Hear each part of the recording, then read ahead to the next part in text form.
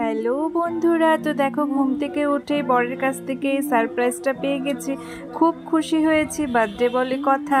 আর আমাকে রাত 12টার থেকে অনেকে উইশ করেছে, আমি খুব খুশি। স্পেশালি থ্যাংক ইউ সহদেব, প্রত্যেকবার রাত্রি 12টায় আমাকে উইশ করার জন্য, আর প্রত্যেককে থ্যাংক ইউ।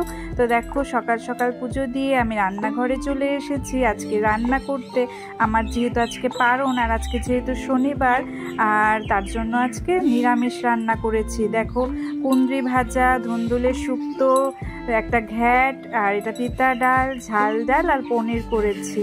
তো হচ্ছে বিয়ের পর যখন প্রথম ধুন্দুলের শুক্তো খেয়েছিলাম, বাড়িতে মা বাবাকে ফোন করে বলেছিলাম, মা বাবা জানো ওরা কি খায়, গা ঘষা ছোবা দিয়ে সবজি রান্না করে খায়।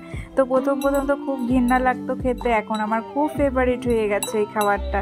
তো সব কিছু দিয়ে, লেবু দিয়ে, ঘি দিয়ে মেখে প্রসাদের মতন করে আমি খেয়েছি, খুব ভালো লেগেছে।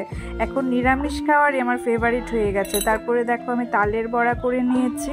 আজকে শনিবার, তাল খেলে গ্রহের দোষ কাটে, তো তার জন্য আজকে বড়াগুলো করে নিচ্ছি। আর যেহেতু আমার বার্থডে বলে কথা, আমার ফেভারিট রান্না তো করতেই হবে।